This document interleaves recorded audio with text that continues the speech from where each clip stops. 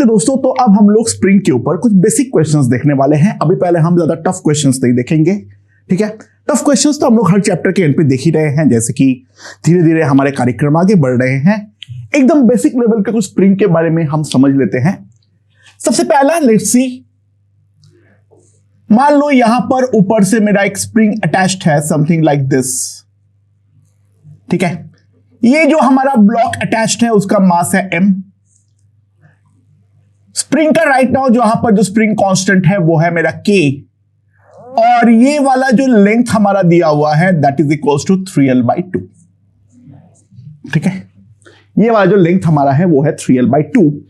ये वाला स्प्रिंग का नेचुरल लेंथ है l।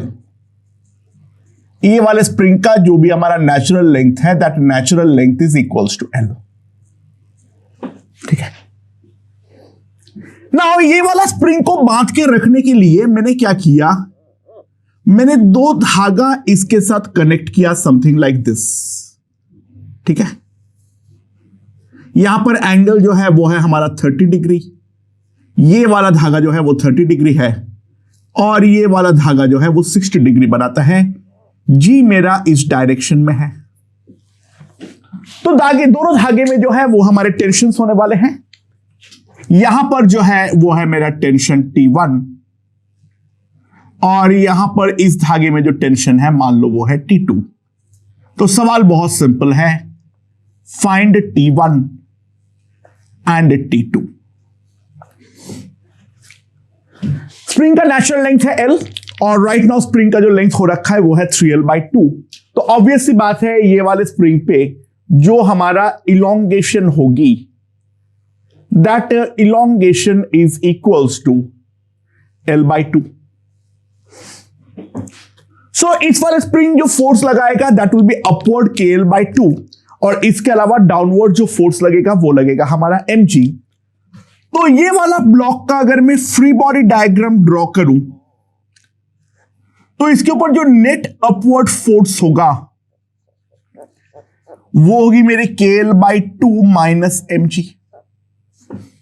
ये वाले स्प्रिंग पे जो नेट अपवर्ड फोर्स होगी that will B kl/2 minus mg।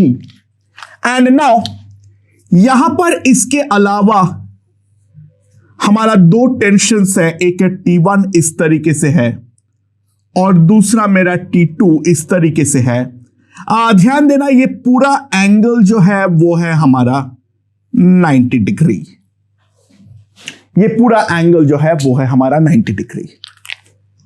ना यहां पर ध्यान दो, रेदर देन हम टेंशंस को दो कंपोनेंट पे रिजॉल्व करें, क्योंकि दोनों स्ट्रिंग के बीच का एंगल हमारा 90 डिग्री है, तो ऑब्वियस सी बात है इट विल बी बेटर जो मैं यहां पर जो ये वाला फोर्स है इसको दो कंपोनेंट पे रिजॉल्व कर लूं।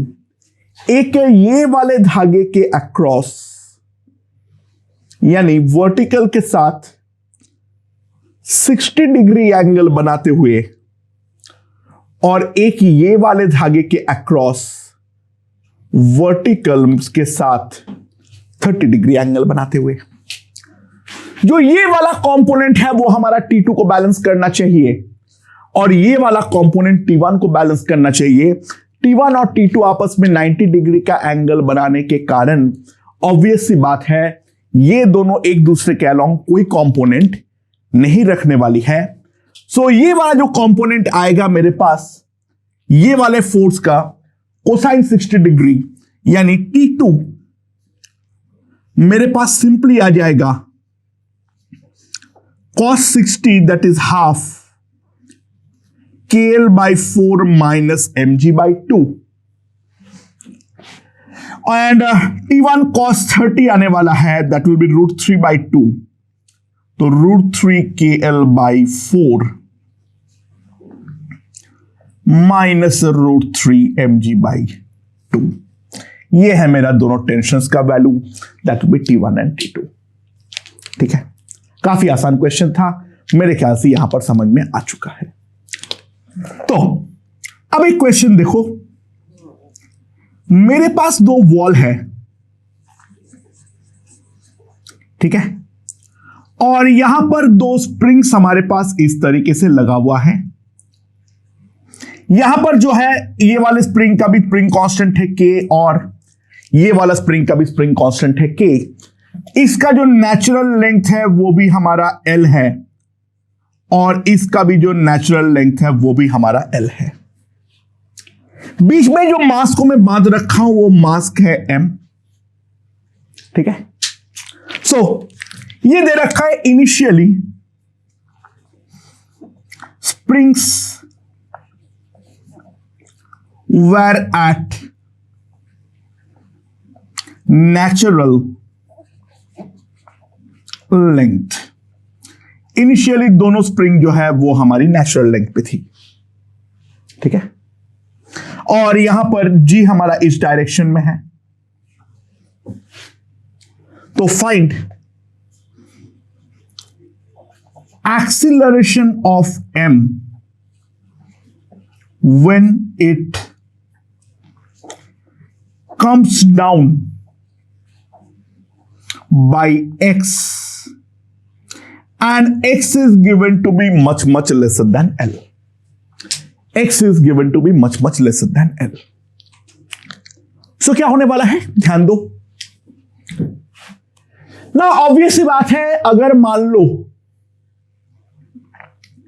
ये हमारा पहले स्प्रिंग था और ये हमारा x से नीचे आता है, तो दिस लेंथ इज L, तो यहां पर जो नया लेंथ आएगा that will B √L² plus x²।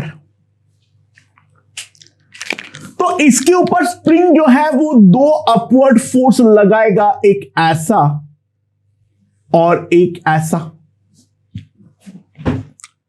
और इसके अलावा एक वर्टिकल डायरेक्शन पे mg जो है वो तो हमारा लगेगा ही लगेगा। यहां पर जो दोनों स्प्रिंग फोर्स है बाय सिमेट्री इक्वल मैग्नीट्यूड का होगा, एंड मान लो ये वाला एंगल है थीटा,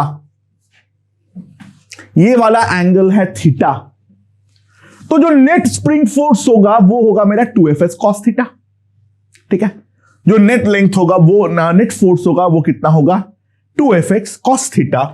तो सिंपल सी बात है, यहां पर अगर हम ध्यान दें, स्प्रिंग फोर्स नेट जो होगा that will B 2fs। fs कितना होगा k into elongation final length minus initial length into cos theta. Now cos theta का वैल्यू अगर हम लोग यहां से देखें, so that will be x by √L² plus x²। ये हमारे पास नेट जो है वो हमारा अपवर्ड फोर्स यहां पर होने वाली है। ठीक है, सो नाउ लेट्स कंप्यूट। कितना आ जाएगा 2kL, यहां पर हो जाएगा 1 plus x² by L² to the power half minus one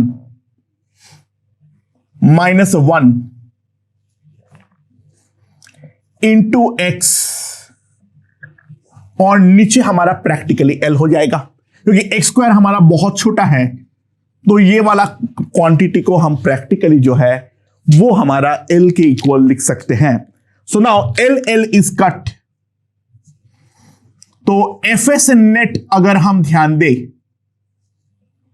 that will be 2k। यहां पर अगर मैं बाइनोमियल मानूंगा तो यहां पर 1 तो कट जाएगा, तो मेरे पास जो बचेगा that will be नीचे L², और यहां पर आ जाएगा x³ by 2, that will be kx³ by L²। ये हमारे पास नेट स्प्रिंग फोर्स आएगा जो कि अपवर्ड आएगा। तो ये वाले के ऊपर दो फोर्स यहां पर काम कर रहा है, एक अपवर्ड डायरेक्शन में kx³ बाई L² और डाउनवर्ड डायरेक्शन में mg।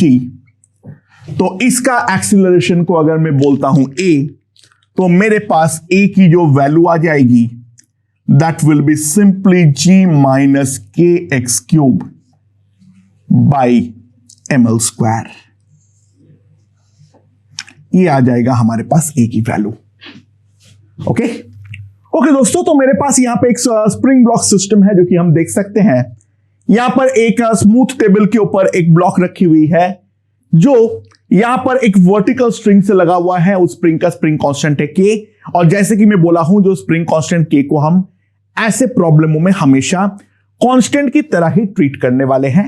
ठीक है ना. इसका दूसरे एंड पे एक धागे से दूसरा ब्लॉक मास m उसका लटका हुआ है, और ये वाला सिस्टम को मैं रेस्ट से रिलीज कर रहा हूं.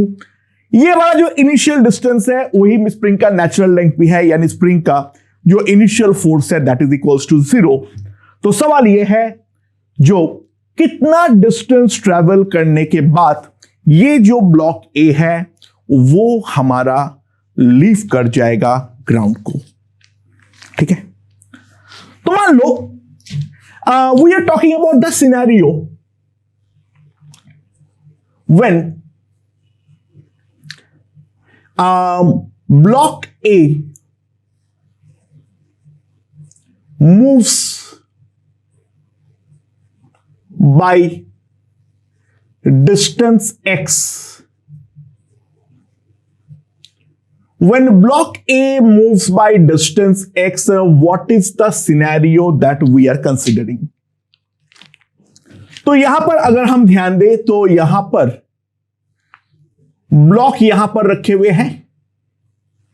एक इस तरफ लग रहा है टेंशन टी लाइक दिस, एक यहां पर लग रहा है टेंशन टी.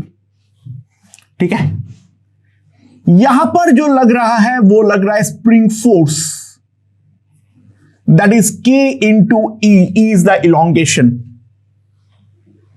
और यहां पर डाउनवर्ड लग रहा है हमारा mg, और अपवर्ड लग रहा है tension t, sorry normal n, और इसके अलावा यहां पर ये एक्सिलरेट कर रहा है with an acceleration of a. यहां पर वो एक्सिलरेट कर रहा है with an acceleration of a.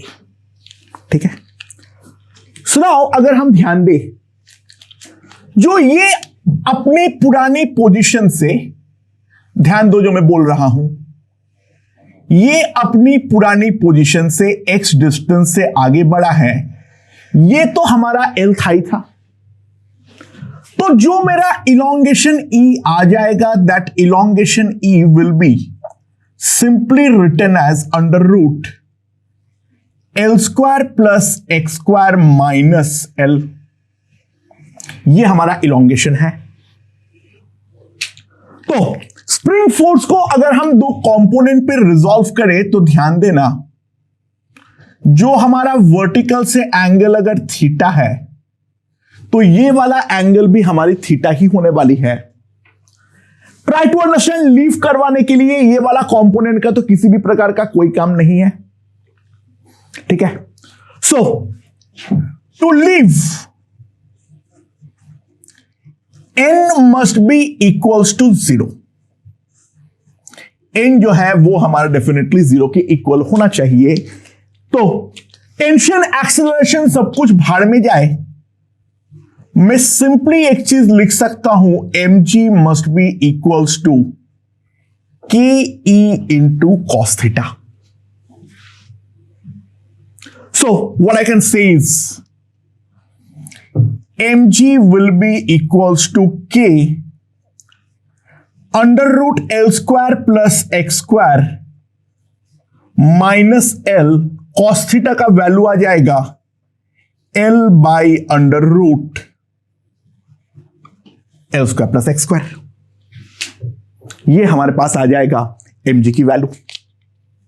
Normal मेरा 0 यहां पर होना चाहिए, तो mg का वैल्यू सिंपली हमारे पास ये आ जाएगी.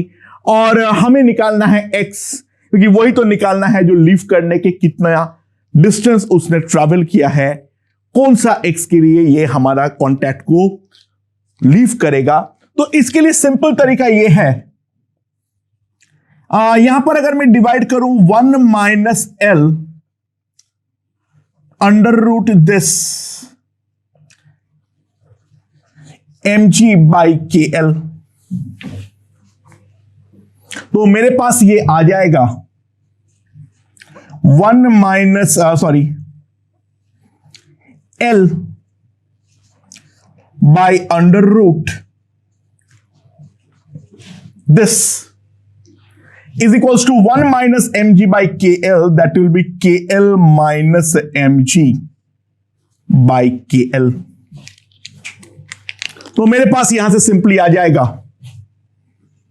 that will be L square plus x square will be equals to kl square by kl minus mg की होल स्क्वायर।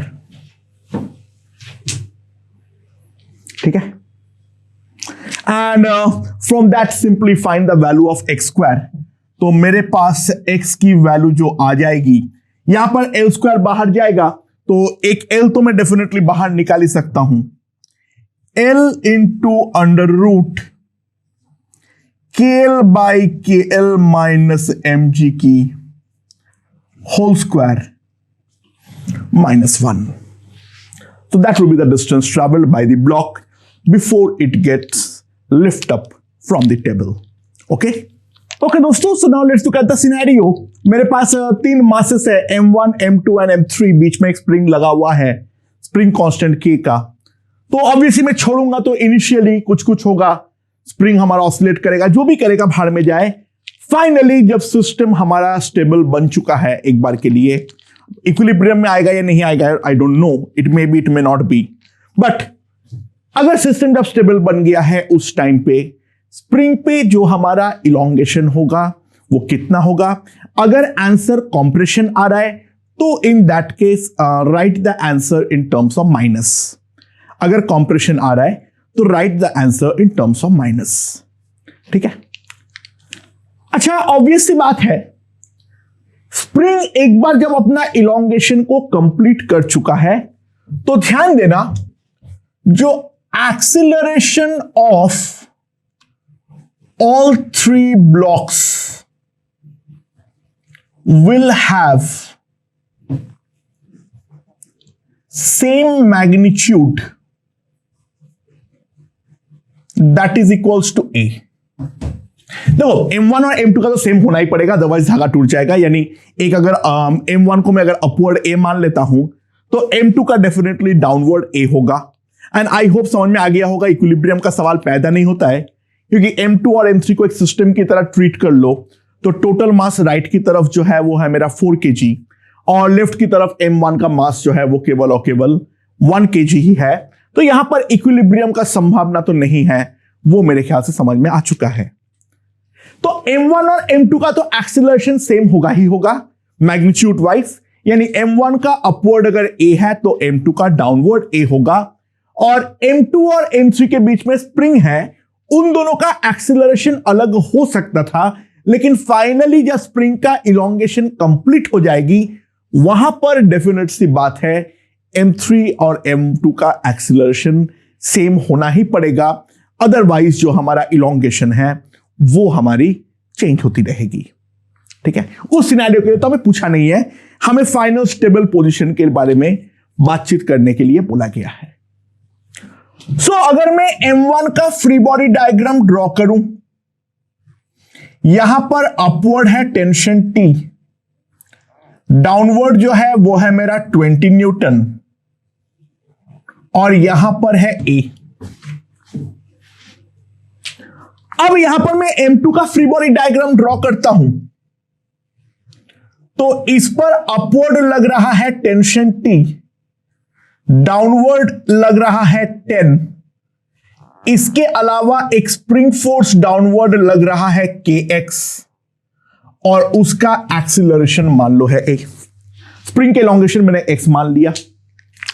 और थर्ड, ये वाले के लिए अगर मैं देखूं तो यहां पर अपवर्ड जो लग रहा है that is a kx, downward मेरा लग रहा है 30, और यहां पर एक्सीलरेशन जो है वो है हमारा A।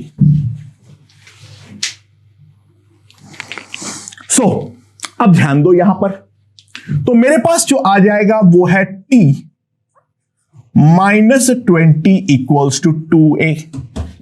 इसके लिए लिख सकता हूं, इसके लिए लिख सकता हूं 10 plus kx minus t will be equals to a। और इसके लिए मैं लिख सकता हूं 30 minus kx will be equals to 3a।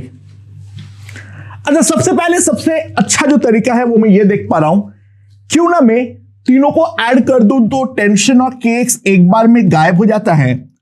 तो मेरे पास यहां पर आ जाएगा 20 और यहां पर आ जाएगा 6a। तो a की वैल्यू हो जाएगी 20/6, that will B 10/3 metre per second square.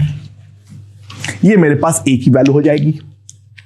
ठीक है, सो एक बार जब ये a आ गया है, इसको लास्ट वाले इक्वेशन में पुट कर दो तो मेरे पास आ जाएगा 30 minus 100x 3a that is 10। तो 100x इक्वल्स टू 20। तो x मेरे पास आ जाएगा 0.2 मीटर।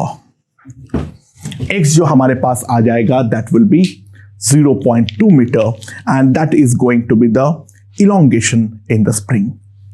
ओके दोस्तों, तो यहां पे जो सिनेरियोस दिखाए रखा हूं, यहां पे 4 सिनेरियो बना हुआ है। स्प्रिंग कांस्टेंट में सारे के सारे दिखा रखा हूं जहां जहां स्प्रिंग्स है। तो सवाल यहां पर यह है, जो इक्विलिब्रियम में हमारा इन सारे स्प्रिंग्स पे कितने एक्सटेंशन या कॉम्प्रेशन जो है वो हमारी होने वाली है, वो हमें यहां पर निकालनी है। तो सबसे पहले पहला वाला केस को हम एनालाइज करते हैं, लेट्स सी। अच्छा, पहले वाले केस के लिए अगर हम ध्यान दें तो मेरा ये वाले पुली पे ऑब्वियस सी बात है, इसके कारण डाउनवर्ड डायरेक्शन में kx लग रहा है। ये वाला स्प्रिंग मान लो हमारा x से इलोंगेट हुआ है, तो ऑब्वियस सी बात है लेफ्ट की तरफ स्प्रिंग के कारण kx लग रहा है। नाउ ये वाले स्प्रिंग को ऑब्वियस सी बात है दोनों तरफ इक्वल फोर्स से खींचा जाएगा। तो स्प्रिंग फोर्स अगर kx है तो धागा स्प्रिंग को kx से खींच रहा है, तो स्प्रिंग भी तो धागे को पलट के उतना ही फोर्स से खींचेगा। तो यहां पर राइट में जो हमारा स्ट्रिंग है उस स्ट्रिंग में टेंशन भी हमारा kx ही होने वाला है। तो ऑब्वियस सी बात है मेरे पास ये आ जाएगा जो 2kx will be equals to mg। तो यहां पर जो हमारे इलोंगेशन होंगे that elongation will be equals to mg upon 2k, right. Okay, अब सेकेंड वाला केस को हम लोग यहां पे चर्चे पे लाते हैं, सेकेंड वाले के बारे में देखते हैं। नाउ सेकेंड वाले पे अगर मैं ये वाला स्प्रिंग के बारे में बात करूं तो ये वाले स्प्रिंग के साथ तो ये ब्लॉक मास डायरेक्टली कनेक्टेड है हमारा। तो इस पे इलोंगेशन में मान लेता हूं x1, यहां पर इलोंगेशन में मान लेता हूं x2 है। यहां पर इलोंगेशन में मान लेता हूं x1, यहां पर मैं इलोंगेशन मान लेता हूं x2। तो ऑब्वियस सी बात है यहां पर अगर मैं ध्यान दूं तो एक चीज तो डायरेक्टली आ जाएगी जो k2x2 must be equals to mg, यानी यहां पर जो हमारे पास आएगा x2 की value that will be simply mg by k2। x2 का वैल्यू तो हमारे पास डायरेक्टली आ जाएगी। और अब ये वाला पुली को हम लोग यहां पर एनालाइज करते हैं, राइट वाले पुली को। तो राइट वाले पुली पे ये स्प्रिंग के कारण जो लगेगा वो लगेगा डाउनवर्ड mg, और यहां पर भी धागा उतना ही फोर्स लगाएगा, ये भी हम जानते हैं। तो यहां पर भी लगेगा mg। तो यहां पर अगर इसका टेंशन में लिख देता हूं इस धागे में t, तो t की जो वैल्यू आएगी that will be equals to 2mg। और ये 2mg ही रिस्पॉन्सिबल है ये वाले स्प्रिंग के खिंचाव के लिए, तो अगर मैं 2mg जितना फोर्स से ये वाला स्प्रिंग को खींचूंगा, तो दोस्तों ध्यान देना, मैं सिंपली एक चीज लिख सकता हूं, जो K1x1 will be equals to 2mg। तो x1 की जो वैल्यू होगी that will be 2mg upon K1. That will be the elongation in the second spring. Now moving on to the third. तो थर्ड वाले को अगर हम एनालाइज करें,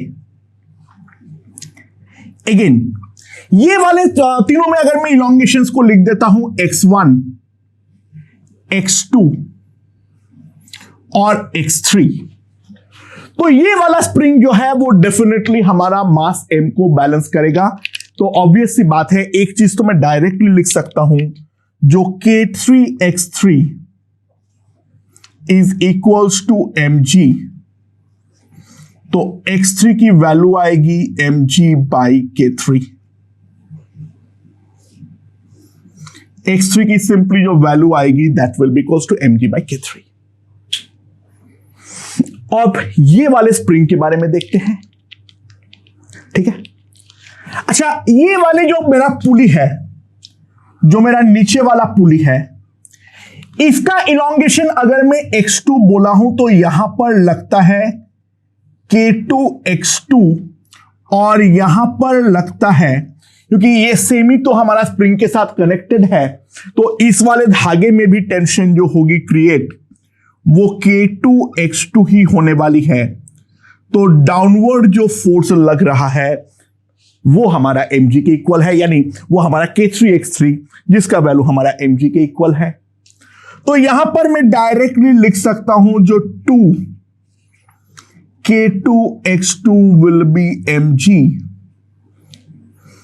तो that will be mg by 2K2, ये हमारे पास आ जाएगी। एंड लास्ट में अगर ये वाला पुली को एनालाइज करूं, ये वाले पुली को, तो यहां पर इस वाले पुली के बारे में अगर हम ध्यान दें, तो यहां पर जो हमारा लग रहा है वो लग रहा है हमारा K2x2, डाउनवर्ड लग रहा है K2x2, जिसका वैल्यू हम जानते हैं कितना, mg बाई 2। यहां पर कितना हो जाएगा, mg बाई 2। तो ये हमारा mg बाई 2 है, तो स्प्रिंग फोर्स यहां पर सिंपली आ जाएगा K1x1, और क्योंकि धागा यहां से कनेक्टेड है तो यहां पर भी आ जाएगा K1x1। तो सिंपली हम एक चीज लिख सकते हैं, that is 2K1x1 must be equals to mg by 2। तो x1 की वैल्यू आएगी mg बाई 4K1। x1 की जो वैल्यू आएगी that will be mg by 4K1। Okay, moving on to the fourth question, let's see यहां पर क्या है। तो फोर्थ क्वेश्चन के बारे में अगर हम ध्यान दें, यहां पर अगर हम ध्यान देते हैं तो टेंशंस जो है उसको सबको मार्क कर लेते हैं हम लोग। यहां पर लेट्स सी, ये वाले धागे में इस वाले स्प्रिंग में इलोंगेशन है x1, ये वाले स्प्रिंग में इलोंगेशन है x2, ठीक है। तो यहां पर स्प्रिंग में अगर इलोंगेशन है x2, तो यहां पर जो फोर्स लगेगा वो सिंपली हमारा लगेगा K2x2, ठीक है। अब यहां पर जो है ये वाले पुली को अगर हम एनालाइज करें, ये वाले पुली को अगर हम एनालाइज करें, तो ऊपर लग रहा है टेंशन T लाइक दिस, यहां पर लग रहा है K2x2, और यहां पर भी लग रहा है K2x2। तो मेरे पास T की जो सिंपल वैल्यू आ जाएगी that will B 2K2x2, and यही धागा तो गोल घूम के यहां पर आ रही है, तो यहां पर जो टेंशन होगी that tension will be equal to T। यहां पर जो टेंशन होगी that will be equals to T. तो सिंपल सी बात है, ध्यान देना, ये वाले ब्लॉक को अगर मैं एनालाइज करूं तो यहां पर डाउनवर्ड लग रहा है mg, यहां पर से लग रहा है टेंशन T, यहां पर से अपवर्ड लग रहा है K2x2। तो मैं सिंपली इन दोनों को कंबाइन करके ये लिख सकता हूं, जो 3K2x2 must be equals to mg। तो x2 की जो वैल्यू आ जाएगी that will be mg upon 3K2। ठीक है, x2 की जो वैल्यू हो जाएगी that will be equals to mg upon 3K2। तो यहां पर हमारे पास x2 का वैल्यू जो है वो तो सबसे पहले आ चुका है। अब जो बचा हुआ है वो है हमारा ऊपर वाले के बारे में। तो ये वाले पुली को अगर मैं एनालाइज करूं, ये वाला पुली को अगर मैं एनालाइज करूं, ऊपर वाला पुली को, तो इसके ऊपर अपवर्ड फोर्स जो लगेगा due to the elongation in spring that will be K1x1, और यहां पर जो है वहां पर हमारा लगेगा टेंशन T। ठीक है, so K1x1 will be equals to 2T।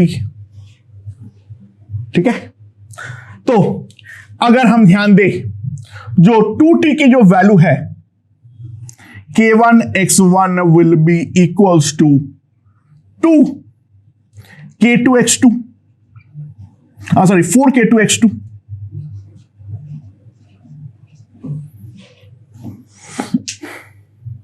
यहां पर जो हमारे पास वैल्यू आएगी दैट विल बी 4K2x2, क्योंकि T की वैल्यू 2K2x2 है।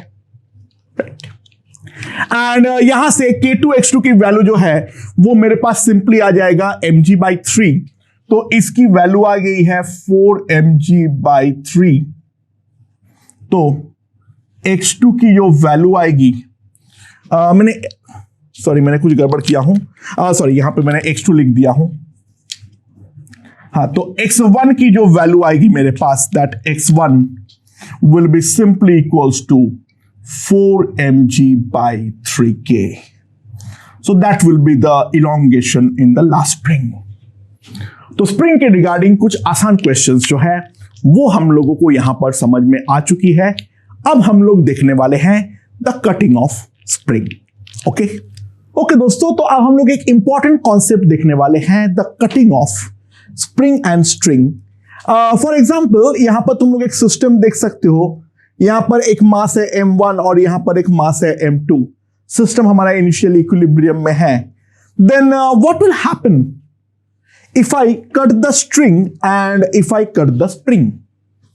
ठीक है, अच्छा, इसके रिगार्डिंग 3 बातें हमें सबसे पहले ध्यान रखनी है। तुम जिसको कट कर रहे हो, चाहे वो स्प्रिंग हो या फिर स्ट्रिंग हो, दोनों में ही इंस्टेंटेनियसली जो टेंशन होंगे वो हमारे 0 हो जाएंगे।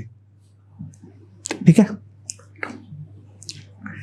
अगर हमारे पास कोई अनकट स्प्रिंग या अनकट स्ट्रिंग है, उसके बारे में ध्यान दो। स्प्रिंग जो है वो पुश पुल दोनों कर सकता है, स्ट्रिंग जो है वो केवल पुल कर सकता है, पुश किसी भी हालत पर नहीं कर पाएगा। और तीसरा, अगर कट नहीं हुआ है तो स्ट्रिंग फोर्स अचानक से बदल सकता है, टेंशन पर अचानक से बदलाव संभव है, लेकिन स्प्रिंग फोर्स पे अचानक से बदलाव संभव नहीं है। The reason is pretty simple and straightforward. अगर वो कट नहीं है तो किसी ना किसी के साथ जुड़ा हुआ है। स्प्रिंग फोर्स होता है kx। अगर स्प्रिंग फोर्स में अचानक से बदलाव हो रहा है तो x पे अचानक से बदलाव होगा, तो उसका वेलोसिटी और एक्सीलरेशन इनफाइनाइट हो जाएगी।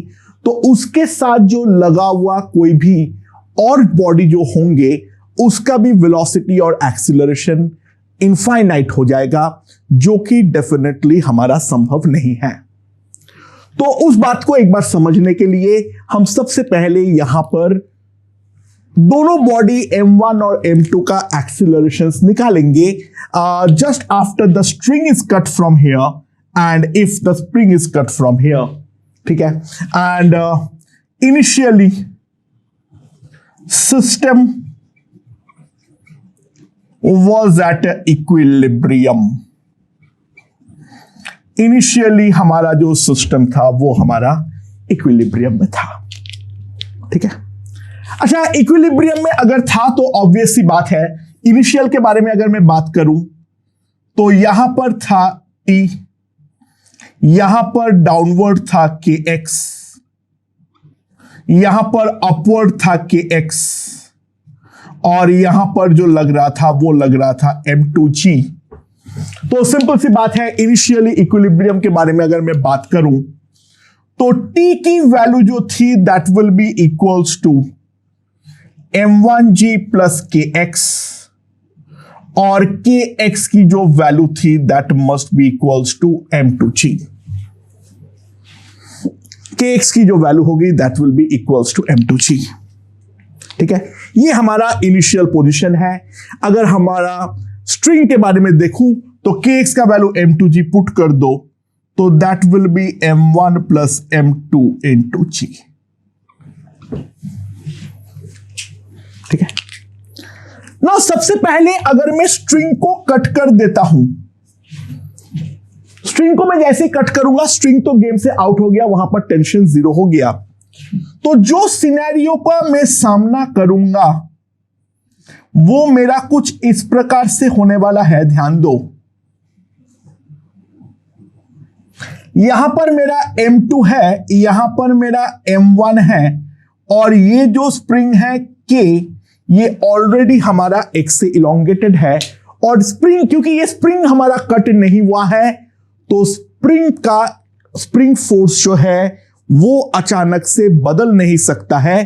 तो ऑब्वियस सी बात है, इस इंस्टेंट पे यहां पर अपवर्ड अभी भी kx ही लगने वाला है, डाउनवर्ड इसके ऊपर m2g ही लगने वाला है। तो kx और m2g इक्वल होने के कारण इसका एक्सीलरेशन a2 जो होगा वो हमारा डेफिनेटली 0 होगा, यानी उस इंस्टेंट पे m2 का किसी भी प्रकार का कोई एक्सीलरेशन नहीं होगा। एंड यहां पर अगर हम ध्यान दें, इसका ऑब्वियस सी बात है, एक का डाउनवर्ड एक्सीलरेशन होगा a1, क्योंकि इसके ऊपर तो दोनों फोर्स ही डाउनवर्ड लग रहा है, that is kx and m1g। तो मैं सिंपली लिख सकता हूं जो kx plus m1g is equals to m1a1। तो a1 का वैल्यू सिंपली आ जाएगा 1 plus m2 by m1 into g। That will be the value of acceleration a1। Now अगर हम लोग सेकेंड वाला सिनेरियो के बारे में देखें तो यहां पर स्प्रिंग हमारा कट हो गया है, तो यहां पर सिंपल सी बात है, m1 जो है वो हमारा धागे के साथ ऐसे लटक जाएगा, और क्योंकि ये धागे के साथ इस तरीके से लटक जा रहा है, धागा जो है वो टूट नहीं सकती है, तो इसका एक्सीलरेशन तो डेफिनेटली 0 होगा। और m2 जो है अब उसके साथ कोई भी चीज हमारा अटैच नहीं है, तो डेफिनेटली m2 का यहां पर फ्री फॉल होने वाला है। तो a2 जो आएगा that will be equals to g। Okay दोस्तों, तो अगला सिचुएशन देखते हैं। मेरे पास 3 ब्लॉक्स है और 3 स्प्रिंग है, तीनों स्प्रिंग का स्प्रिंग कांस्टेंट k मान लो, ठीक है। तो इनिशियली सिस्टम हमारा इक्विलिब्रियम में था, तो मुझे तीनों का एक्सीलरेशन निकालना है 3 केसेस में। पहला जब स्प्रिंग 1 को काटूंगा, फिर स्प्रिंग 2 को, और फिर स्प्रिंग 3 को। अगर मैं कट कर रहा हूं, तीनों केस में हमें एक्सीलरेशन जो है वो हमें निकालना है। अच्छा, इक्विलिब्रियम पोजीशन में मान लो इसका इलोंगेशन है x1, इसका इलोंगेशन है x2, इसका इलोंगेशन है x3। तो ऑब्वियस सी बात है, जो ये वाला स्प्रिंग है अगर मैं इसको पूरे को सिस्टम मान लूं तो बाकी स्प्रिंग्स तो इंटरनल फोर्स हो जाएगा। तो ऑब्वियस सी बात है, ये m1 plus m2 plus m3 तीनों का वेट जो है उसको सपोर्ट कर रहा है। तो कि x1 will be equals to m1 plus m2 plus m3 into g। So यहां पर जो हमारा kx1 है उसका वैल्यू आ गया है, सिमिलरली अगर मैं ये वाला स्प्रिंग के बारे में देखूं तो ये स्प्रिंग जो है M2 और M3 को बैलेंस कर रहा है, तो KX2 is M2 plus M3 into G, और ये वाला स्प्रिंग जो है वो मेरा केवल और केवल M3 को बैलेंस कर रहा है। तो इसके बारे में साफ साफ हम लोग ये चीज जो है वो हम लिख सकते हैं, राइट। सो ये मेरा KX1 हो गया, ये मेरा KX2 हो गया और ये मेरा KX3 हो गया, जो हम लोग यहां पर देख सकते हैं, राइट। सो नाउ अब हम लोग पहला सिचुएशन देख रहे हैं, जो हमारा स्प्रिंग 1 जो है वो हमारा कट हो गया। अच्छा, स्प्रिंग 1 को अगर मैं कट करता हूं तो ध्यान दो ना, स्प्रिंग 2 और स्प्रिंग 3 पे नो इफेक्ट। ऑब्वियस सी बात है, जो स्प्रिंग 2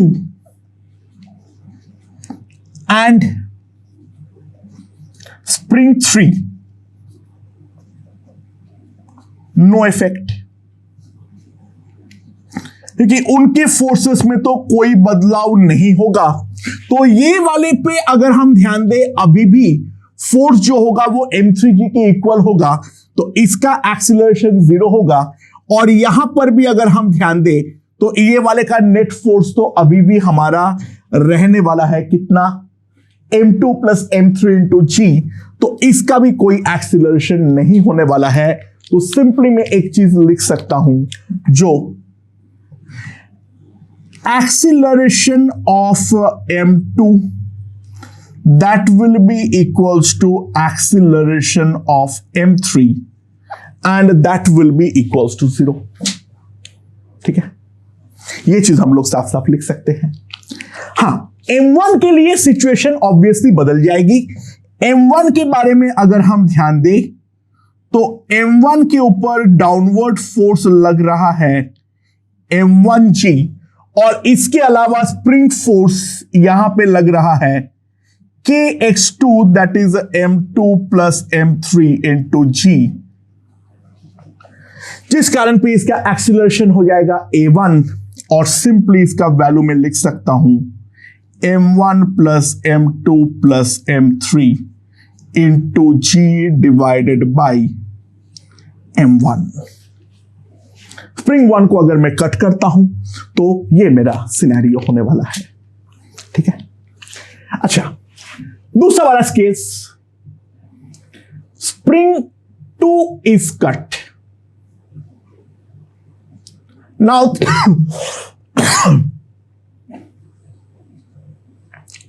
स्प्रिंग 2 को अगर मैं कट करूंगा तो in that case what will happen.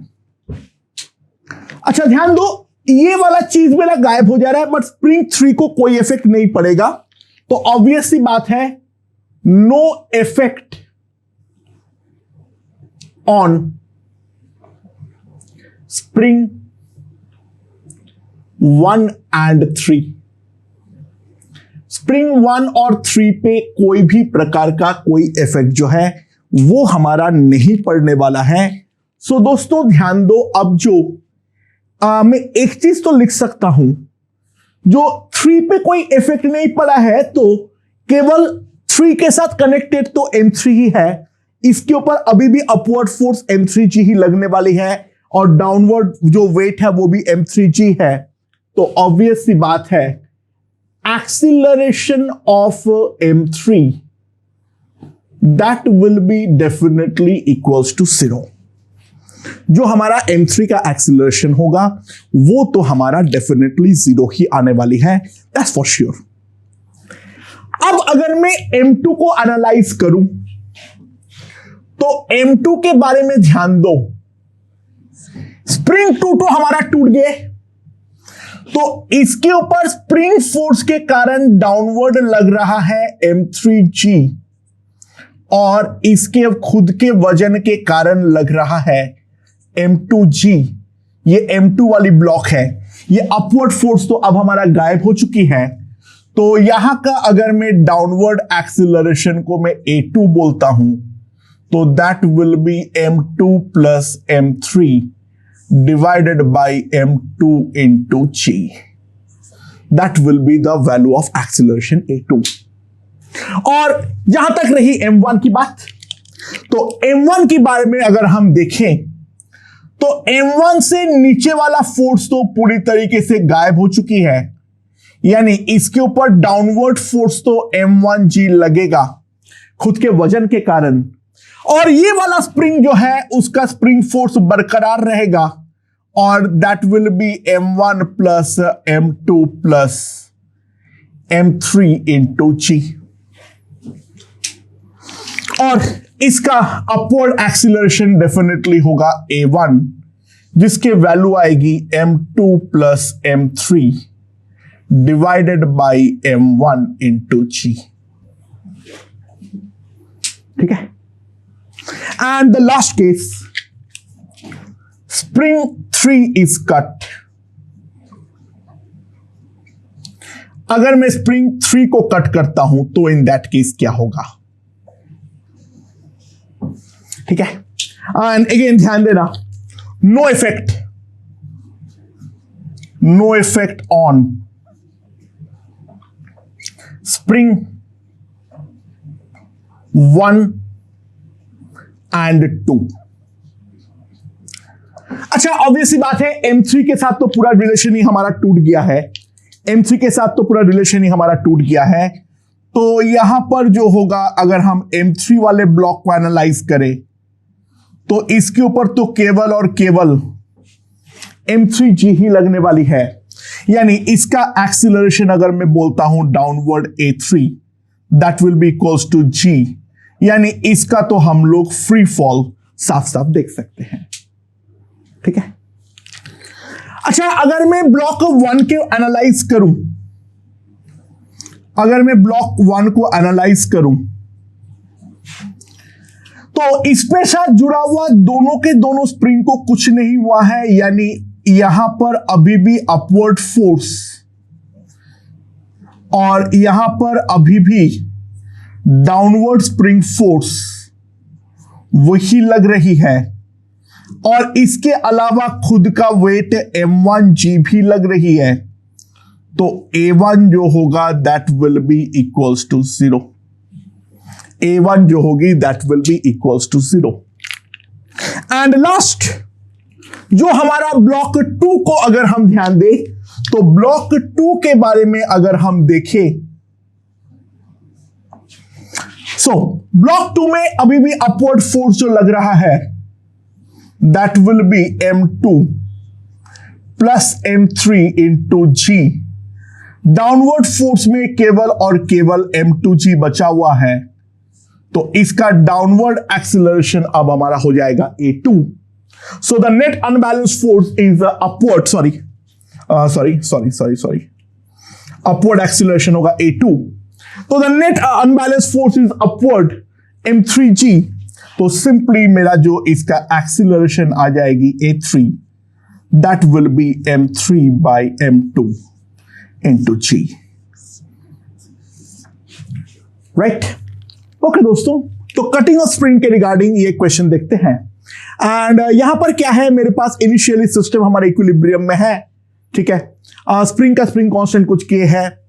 अब जो स्ट्रिंग है जो दीवार के साथ 3M को जोड़ती है, उस स्ट्रिंग को अगर मैं कट कर देता हूं तो हमारा तीनों ब्लॉक का एक्सीलरेशन इस इंस्टेंट पर कितने होने वाली है, वो चीज हमें यहां पर निकालना है।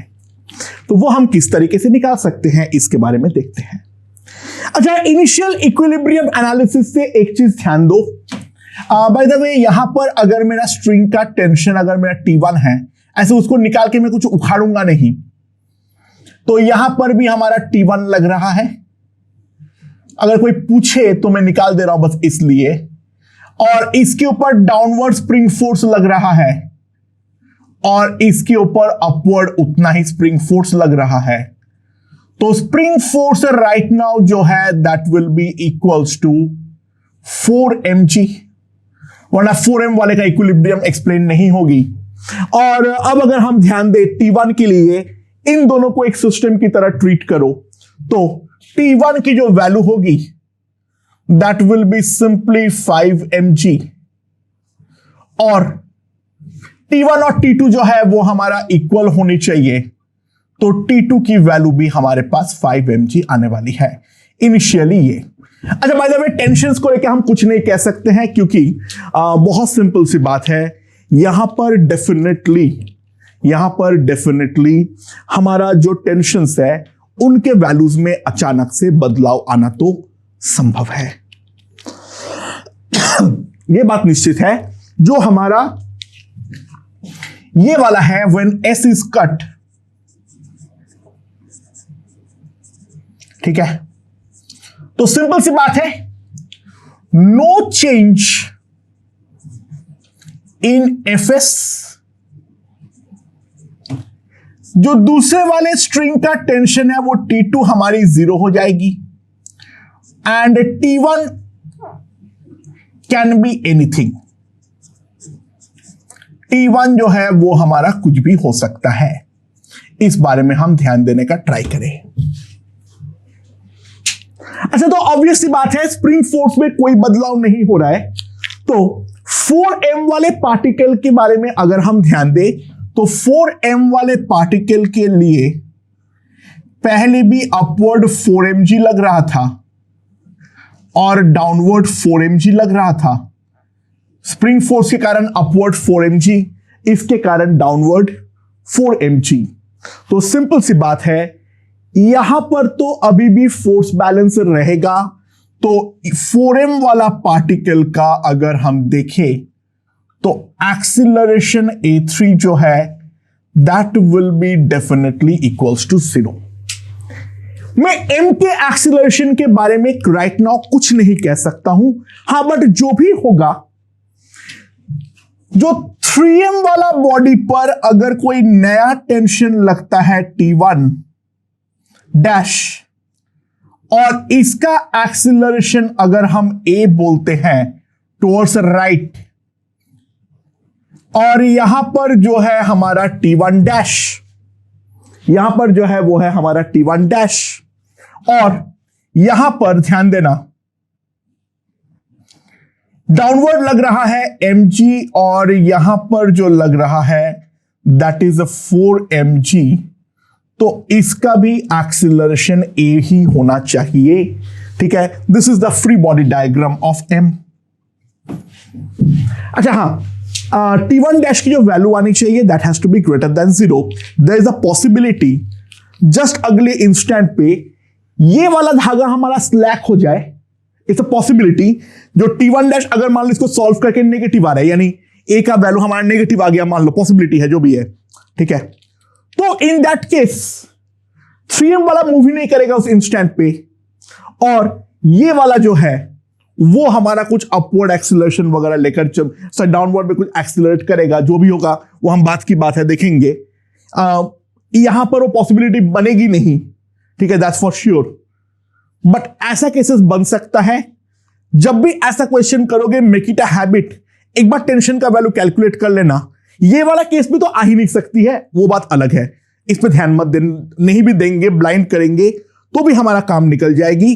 लेकिन ऐसे क्वेश्चंस पे हमेशा वापस एक बार एक्सीलरेशन पुट करके चेक कर लेना, जो हमारा t है वो हमारा नेगेटिव तो नहीं आ जा रहा है, तो इन दैट केस एक पार्टिकल हमारा मूव ही नहीं करेगा या फिर कुछ और होगा, स्ट्रिंग हमारा बीच में स्लैक हो जाएगी, राइट। सो लेट्स सी यहां पर क्या है। अगर मैं इसके बारे में बात करूं, ठीक है, तो मैं क्या लिख सकता हूं,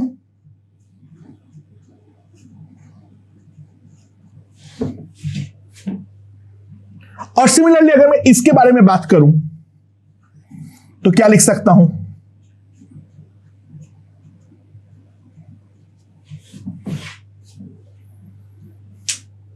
तो सिंपली अगर मैं इन दोनों को अब ऐड कर देता हूं तो मेरे पास क्या आ जाएगा, 5mg is equals to 4ma, तो a जो आ जाएगी that will be equals to 5g by 4, और इसका वैल्यू यहां पर सब्स्टिट्यूट कर दो तो मेरे पास T1 डैश की जो वैल्यू आ जाएगी that will be equals to 15mg upon 4, that will be the value of T1 dash. Okay, so cutting off spring के बारे में एक बेसिक आइडिया जो है वो हमें यहां पर लग चुकी है। क्वेश्चन सॉल्विंग के दौरान हम ऐसे बहुत सारे कट्स करने वाले हैं, बट एक मोटे मोटे तौर पे बेसिक आइडिया हमें डेफिनेटली लग चुकी है, जो हम किस तरीके से कटिंग ऑफ द स्प्रिंग को हैंडल करते हैं। ठीक है, ओके दोस्तों। So on the basis of spring हम लोग दो इंपॉर्टेंट मेजरिंग डिवाइस बनाते हैं। एक को हम बोलते हैं वेइंग मशीन और दूसरा जो है वो है हमारा स्प्रिंग बैलेंस। तो सबसे पहले हम देखते हैं जो वेइंग मशीन क्या होती है। Weighing machine is a device that helps us to basically measure the weight rather than we basically measure the normal। ठीक है, राइट। नाउ एकदम सिंपल सिनेरियो पे क्या है, बेसिकली जो मेरा वेइंग मशीन है उस पे एक स्लाइटली मूवेबल प्लेटफॉर्म होती है। जो मूवेबल प्लेटफॉर्म हमारा एक स्प्रिंग के ऊपर रखी होती है। ठीक है ना, उसके ऊपर एक मशीन में बाहर एक रीडिंग के लिए कैलिब्रेटेड जो हमारा कांटा है वो होते हैं। ठीक है, वो डिजिटल भी हो सकता है, इट डजंट मैटर।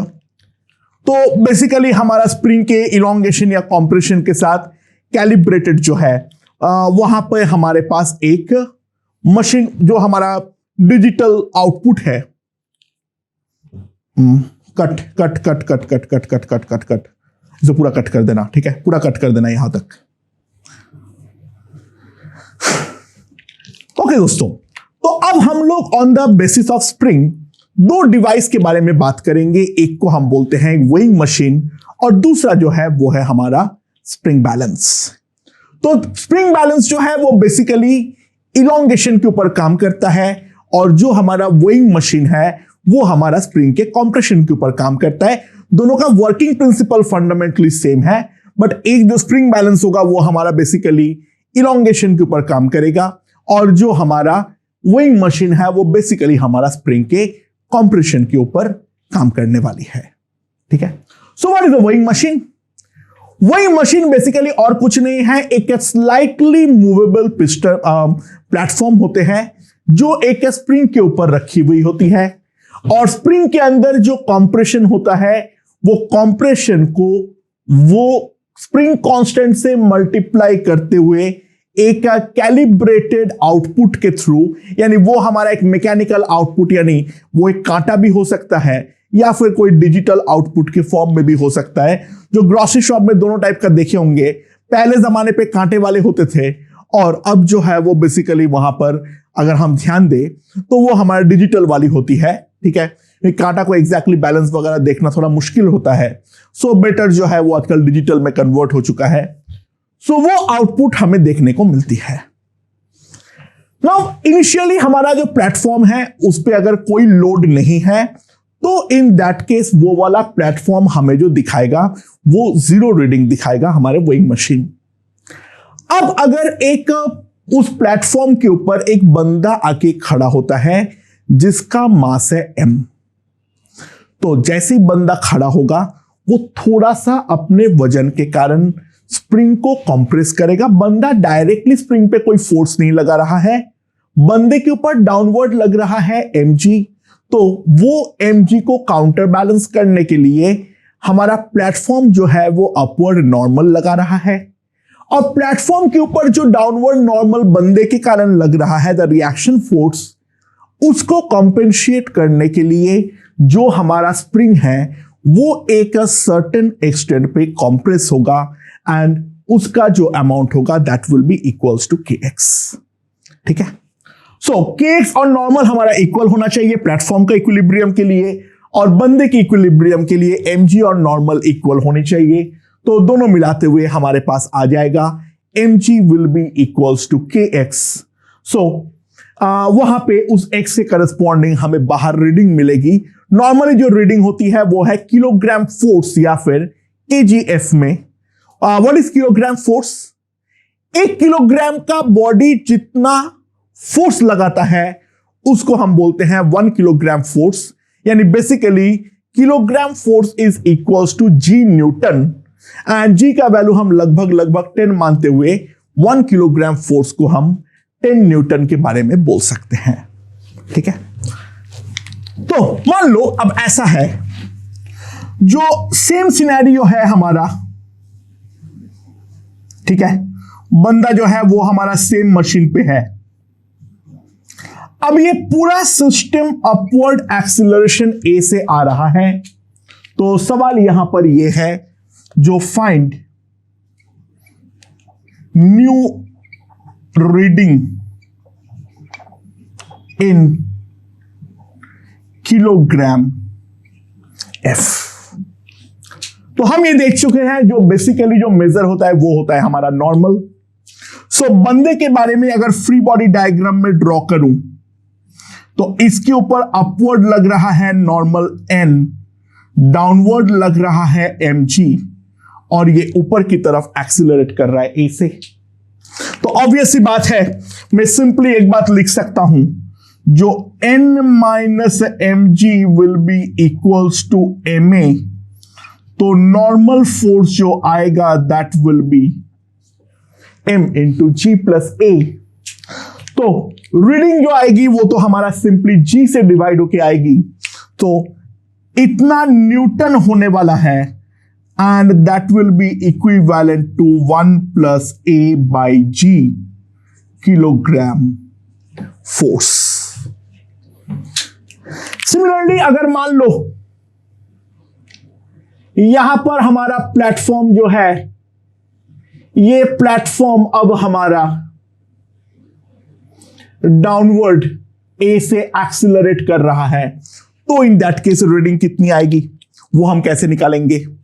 तो सिंपल सी बात है, यहां पर भी ध्यान दो, बंदे के ऊपर दो फोर्स तो लगेगा, एक हमारा अपवर्ड लगेगा नॉर्मल, डाउनवर्ड लगेगा mg, तो यहां पर इसका एक्सीलरेशन डाउनवर्ड होगा a, राइट? सो सिंपल सी बात है, mg minus n will be equals to ma, तो नॉर्मल की वैल्यू यहां पर आ जाएगी m into g minus a newton. तो g से डिवाइड करते हुए जो हमारा रीडिंग आएगी, that reading will be equals to m into 1 minus a by g kilogram force. अच्छा, ऑब्वियस बात है, हियर ध्यान देना, a must be less than g, ठीक है? फॉर a ग्रेटर देन और equals to g, man will lose contact with the platform. The man will lose the contact with the platform. ठीक है? तो that will simply imply reading जो हमारे पास आएगी, that reading is going to be equals to 0. Right? सो अगर मान लो एक बंदा है, उसका बंदा वैसे ही प्लेटफॉर्म के ऊपर खड़ा है, और प्लेटफॉर्म का velocity time graph, this is the velocity of platform in metre per second मैंने यहां पर ड्रॉ किया हूं, और टाइम जो है वो हमारा इन सेकेंड है। सो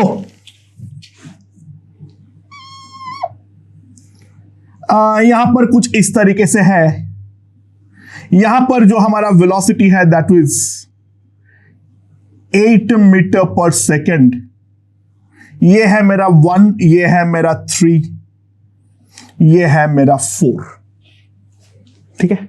ये है मेरा 4।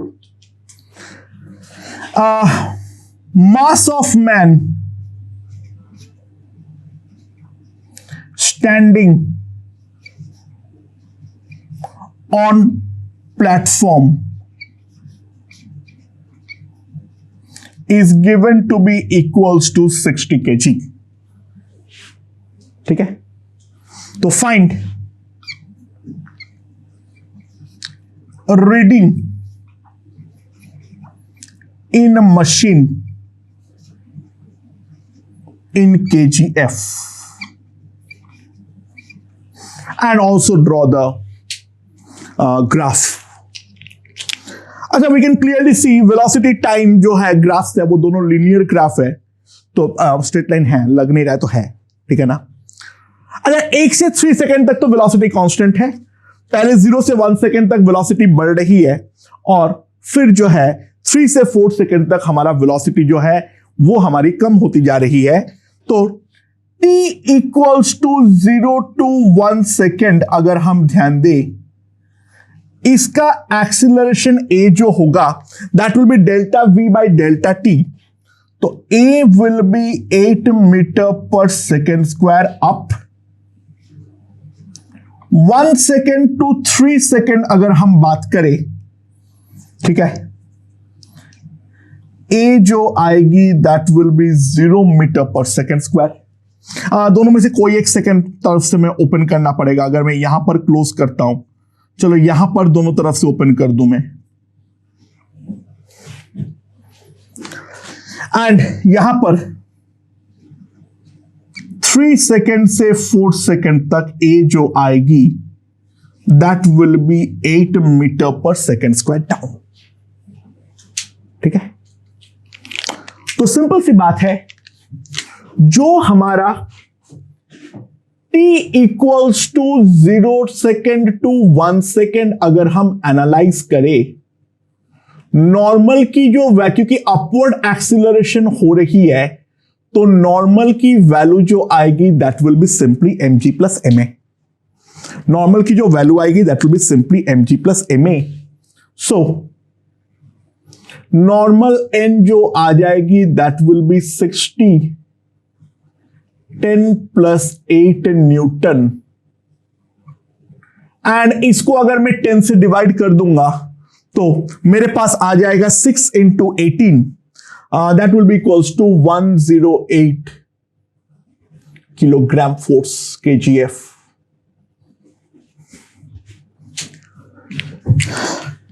अच्छा, उसके बाद t अगर मेरा 1 सेकेंड से मैं 3 सेकेंड के लिए बात करूं,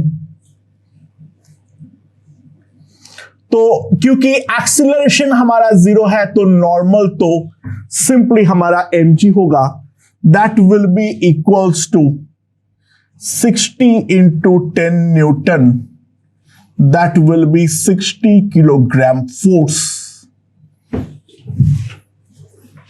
एंड लास्ट में अगर हम ध्यान दें, जहां पर हमारा t जो है वो हमारा 3 सेकेंड से 4 सेकेंड के लिए अगर हम बातचीत करें, तो n जो होगा that will be m into g minus a। mg minus a में होने वाला है, क्योंकि हम लोगों ने इस केस में देखे थे। So that will be equals to 60 into 2 newton, so that will be 12 kilogram force. So if I plot the graph, I have a reading,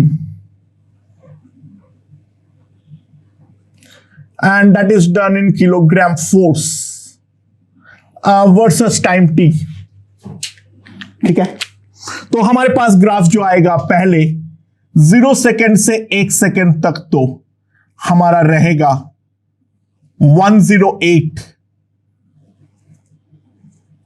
उसके बाद जो है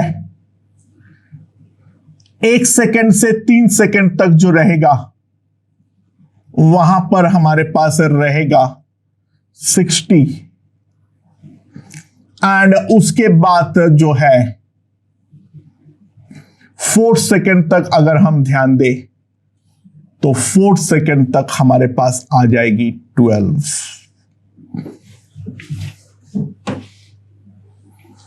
ठीक है, तो ये हमारा स्प्रिंग वेइंग मशीन का बेसिक वर्किंग प्रिंसिपल है। ओके दोस्तों, तो अब दूसरे डिवाइस को लेकर हम बातचीत करना चालू करते हैं, and that is called spring balance. अच्छा, जो हमारा स्प्रिंग बैलेंस है दैट बेसिकली बाकी उसका वर्किंग प्रिंसिपल तो वेइंग मशीन की तरह ही है। यहां पर क्या होता है, इट वर्क्स ऑन एक्सटेंशन, ठीक है, and this basically measures tension in it. जैसे कि वो कंप्रेशन पर काम करता है, ये जो है वो यहां पर टेंशन की तरह काम करेगा। तो यहां पर जो है वो ये है, मेरे पास ए का स्प्रिंग बैलेंस है और ये है मेरे पास hook. This is the S, this is the hook. ठीक है, एंड यहां पर इस वाले हुक से मैंने अगर कोई एक मास को लटका दिया m, तो ऑब्वियस सी बात है यहां का जो स्प्रिंग है वो हमारी इलोंगेट होगी। तो यहां पर बेसिकली हमारा टेंशन क्रिएट होगा हुक पे, और वही टी तो हमारा स्प्रिंग को भी इलोंगेट करेगा। तो ऑब्वियस सी बात है mg will be equals to t and that will be equals to kx, and वो x के साथ हमारा आउटपुट जो है वो कैलिब्रेटेड होगा। यहां पर भी रीडिंग नॉर्मली हम किलोग्राम फोर्स पर लेते हैं। ठीक है, सो यहां पर ओनली डिफरेंसेस वहां पे that was working on compression, यहां पर जो है वो हमारा इलोंगेशन पर काम करेगी। तो अगर मान लो यहां पर तो इस इंस्टेंट पे इस तरीके से है, ये अगर अपवर्ड ए से एक्सेलरेट करे, इन दैट केस क्या होगी? लेट्स सी, सिंपल सी बात है, ये हमारा ब्लॉक है, इसके ऊपर लग रहा है टेंशन T, यहां पर है mg, ये अपवर्ड ए से एक्सेलरेट कर रहा है, तो T हमारे पास सिंपली हो जाएगा T minus mg will be equals to ma, so T will be simply equals to mg plus ma, and that will be the new x dash. And similarly अगर मान लो ये डाउनवर्ड इसमें a से जाता है जो कि लेस देन g हो, तो यहां पर अगर हम ध्यान दें तो ये t है और ये mg है, डाउनवर्ड एक्सीलरेशन हो रहा है a, तो मैं यहां पर सिंपली एक चीज लिख सकता हूं, mg minus t equals to ma, तो t हो जाएगा m into g minus a, तो ये हमें नई रीडिंग देने वाली है kx डबल डैश। ठीक है, ओके दोस्तों, तो ये वाला क्वेश्चन देखते हैं। मैं यहां पर एक ब्लॉक है, ये वाले ब्लॉक के साथ एक स्प्रिंग बैलेंस भी लगा हुआ है और एक वेइंग मशीन भी लगा हुआ है लाइक दिस। तो स्प्रिंग बैलेंस पे ऑब्वियसली टेंशन है एंड मतलब इलोंगेशन है, और जो हमारा वेइंग मशीन है उस पर डेफिनेटली कंप्रेशन है। ऊपर वाले पे जो रीडिंग आ रहा है वो अगर आ रहा है 3 kgf और नीचे वाले पे रीडिंग आ रहा है 4 kgf, तो सवाल यहां पर ये है जो ब्लॉक का मास कितना है, और ये पूरा सिस्टम अगर upward 5 metre per second square से एक्सीलरेट करे तो इन दैट केस दोनों में रीडिंग कितनी होने वाली है। लेट्स सी, पहला, अच्छा मैं अगर ब्लॉक का फ्री बॉडी डायग्राम ड्रॉ करूं तो डाउनवर्ड जो लग रहा है वो तो हमारा यहां पर mg लग रहा है, इसके अलावा जमीन यहां पर एक अपवर्ड नॉर्मल लगा रहा है, और यहां पर जो हुक है वो हुक हमारा टेंशन T लगा रहा है।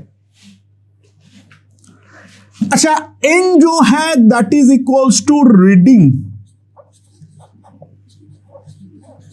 इन weighing machine, and that reading if I convert is equals to 40 Newton, और T जो होगी that is nothing but the reading in spring balance, and that will be equals to 30 Newton, right? kgf को 10 से multiply कर दिया। So now if I see mg is equals to n plus t, that is equals to 70 Newton, तो m will be 70 by 10, that will be equals to 7 kg। ठीक है, that will be equals to 7 kg, यानी 7 kg का जो force है वो दो लोग मिलके झेल रहा है। इसका एक पार्ट जो है वो हमारा स्प्रिंग बैलेंस झेल रहा है और दूसरा जो है वो हमारा वेइंग मशीन झेल रहे हैं। नाउ अब मैं अगर ध्यान दूं ये वाला ब्लॉक, ये वाले ब्लॉक के बारे में अगर मैं देखूं तो यहां पर इसका टेंशन हो जाएगा कुछ टी डैश, यहां पर से इसका नॉर्मल होगा एन डैश, mg तो हमारा mg ही रहेगा और यहां पर उसका एक्सीलरेशन है a।